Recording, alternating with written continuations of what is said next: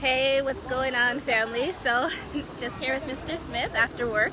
And so I was bringing him up to speed with a conversation that I was having on Facebook with Mark Grant,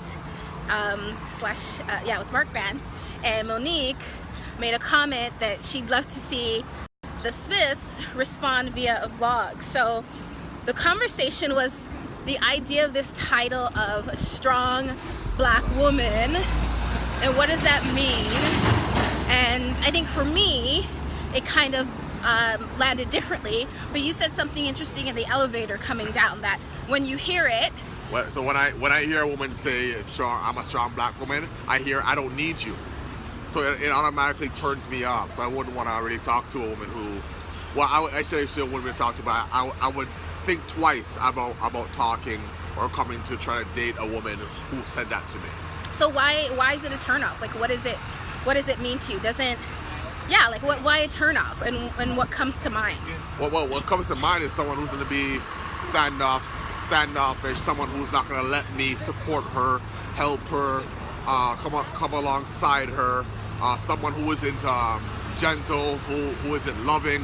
That's how I receive it. And you know, I think that man or woman, when you're in a relationship, you want to feel needed, you want to feel desired, wanted, and so forth. And I guess maybe because of some of the experiences or dialogue surrounding strong black women, that's not how I receive. Yeah, that's how I receive it. Like, that's a negative thing. So if I'm hearing you correctly, so you're not saying that you find a strong black woman that you're not attracted to that. Yeah. You're talking about the self-declared, like if you hear a woman self-declaring it. Yes. Like, I'm a strong black woman. Yes. If you go around flaunting it, declaring it, or whatever, that kind of just puts me up. Because you're a beautiful, strong black woman, and that's why I married you. You know what I mean? But if I hear a woman go around declaring it, I think twice. So, because what you're hearing is, the undertone for you is what you're hearing is, I don't need you. Yes. Right? Yes. And I think, I hear you. It's hard, right? Because there's so many ways that can be interpreted. Yeah. Right? I know what it means for me. And just even a few Sundays ago, you remember a gentleman came up to me and he was like, oh, do you know this woman? And he's like, yeah. You're like, yeah, it's my wife. And then, and he was like, you know, you're such a strong black woman. And he's like, yeah, I really admired that. And I married a strong black woman. And I received that as a compliment. Like, I didn't feel like it was a put down or a negative thing. Yeah, right? yeah. And I know, like, when we were dating, because I am perceived as a strong black woman in a positive sense, not the negative connotation, I hope. No, you're good. You never declared it to me. I remember one of my friends was like, you know, how are you sure you're going to be able to submit to your husband?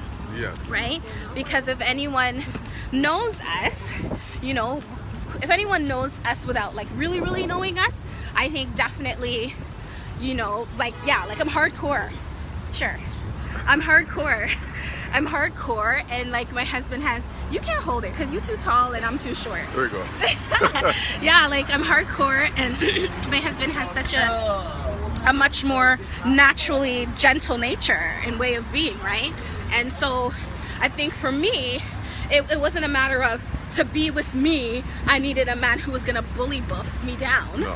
Right? Yeah. I think your leadership, you have a loving leadership, mm-hmm. right? And I could submit to being loved. Yes. Right?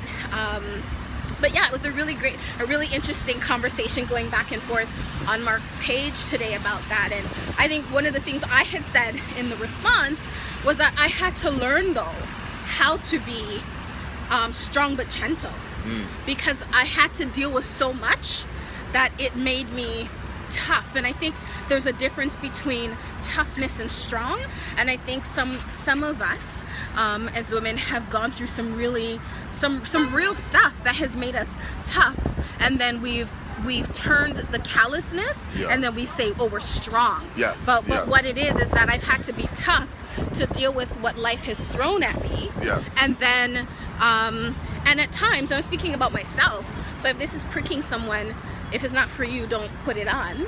But I'm talking about for me in my life, that toughness it really did turn into almost a callousness. And so I was like, you know what, before you get a chance to burn me, I'm gonna push you away. I don't need. So I think what you were saying, you pick up. Yes. For years, that's what I was giving off, this whole, I don't need you, I can do it.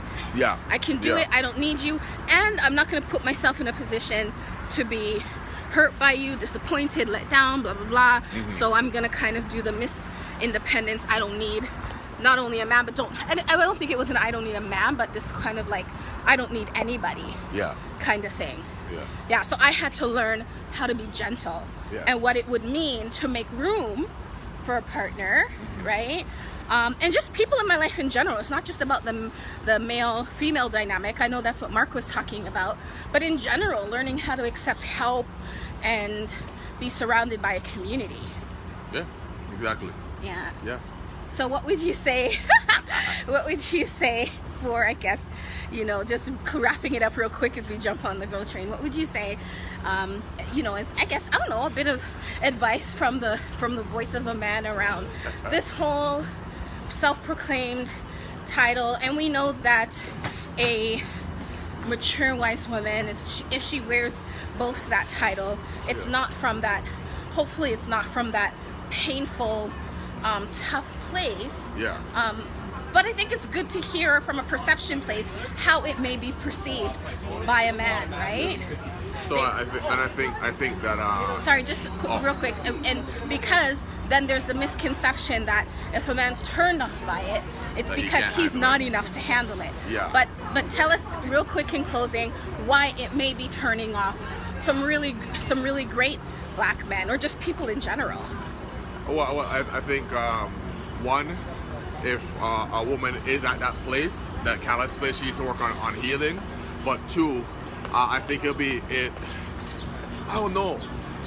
I think that the right man can come along and see see past the callousness and see what's on the inside of the woman and journey with her into healing, right? But if she's not willing, if she's on a journey, if she's on a journey, it's the thing, right? So if she's not willing to heal or even journey, that's gonna be a turnoff, because you're not gonna, no man or no person gonna stick with someone who does not want to change, who doesn't want to grow, who's always gonna be pushed off to the side, to protect themselves, right? Like that's no way to have a loving, productive, and satisfying relationship. So that's the biggest turnoff. Right. So right there, right? Yeah. No. That's awesome. Thanks, babe. I think that just to add to that in the wrap up, I agree. I think, like I said, one of the biggest things is I've had to learn how to be soft and to heal, and so to be strong from a whole place and from a place of wellness, so that people around me, not just other men, but in this instance, the male-female dynamic, that I wasn't sending the message, that you're not needed. Nobody wants to feel like there's no room. And sometimes we're guilty of reminding the men of our lives, like, you know what I was doing before you? I could do this without you. I was doing bad by myself, right? I think that's hurt speaking. Yes. I can only speak for myself. I know for me, like, I think it's hurt speaking. I love what Mark said in his post, that women, by nature of all the things we've ever had to do and that we have to do on a day-to-day basis, that it reflects our strength. And so just to be mindful around some of the perceptions, like you said, of this whole self-proclaimed, I'm a strong black woman, but I'm a strong black woman. All right. So I'm a strong black woman. All right. Yes, she is. Bye, guys. All right.